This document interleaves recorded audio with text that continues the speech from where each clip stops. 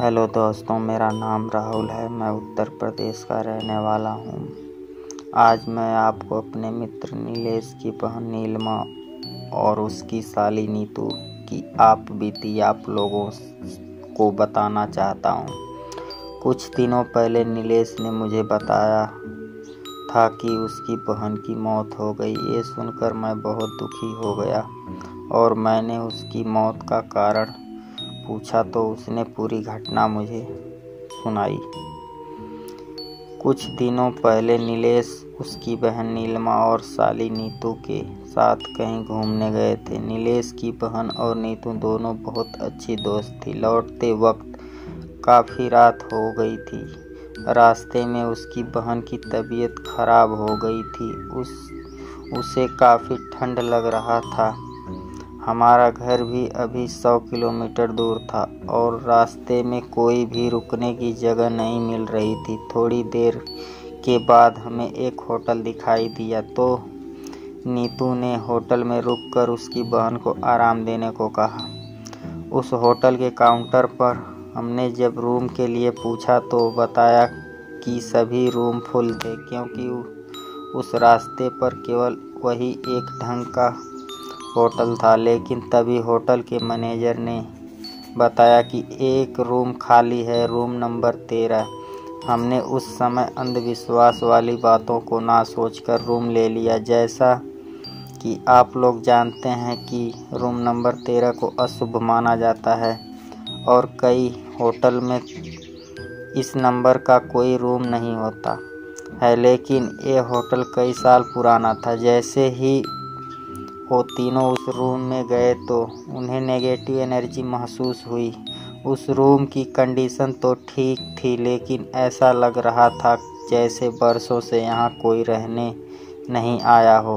उन्होंने कुछ ज़्यादा नहीं सोचा। अब वो अपनी बहन नीलिमा के लिए काउंटर से पेनकिलर लेने को गया। काउंटर से टैबलेट लेकर जैसे ही रूम में आया तो देखा कि उसकी बहन बालकनी में खड़ी होकर बातें कर रही थी। नीलेश, मैं सोचा नीतू और उसकी बहन दोनों बालकनी में बातें कर रही हैं, लेकिन जैसे ही उसके पास गया तो उसकी बहन के अलावा कोई नहीं था।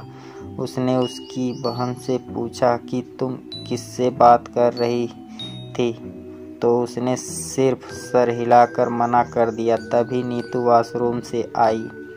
नीलेश घबरा गया कि अगर नीतू वॉशरूम में थी तो नीलिमा किससे बात कर रही थी। नीलेश ने नीलिमा को टैबलेट दी और सो जाने को कहा। अब नीतू और नीलिमा दोनों बेड पर सो गए थे और नीलेश सोफे पर सो गया। सुबह जब क्लीनर कमरे की सफाई के लिए आया तो दरवाज़ा खुला था और वो जब अंदर आया तो देखा कि कमरे में खून ही खून था और नीलिमा मर चुकी थी।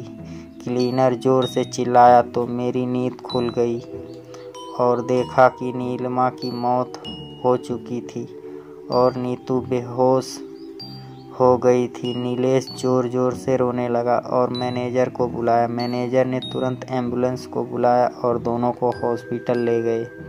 नीलिमा तो मर चुकी थी, लेकिन नीतू को थोड़ी देर में होश आ गया।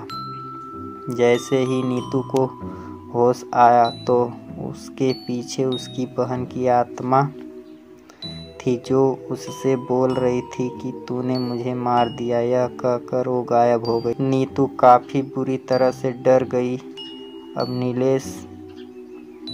मैं नीतू से सारी घटना पूछा तो उसने बताया कि रात को जब मैं पानी पीने उठी रात तो देखा कि नीलिमा फिर से बालकनी में बैठी थी और कुछ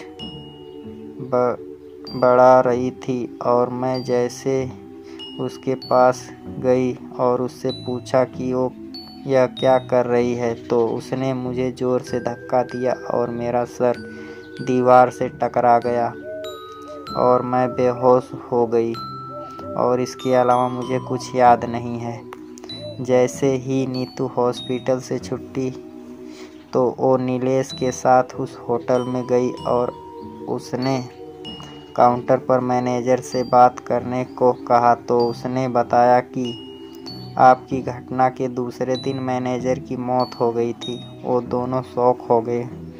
उन्होंने क्लीनर से माजरा समझने की कोशिश की तो उसने बताया कि आप जिस रूम में रुके थे वो प्रेत बाधित था और रात में वहाँ कोई नहीं रुकता है, लेकिन मैनेजर ने पैसों के चक्कर में रूम आपको दे दिया।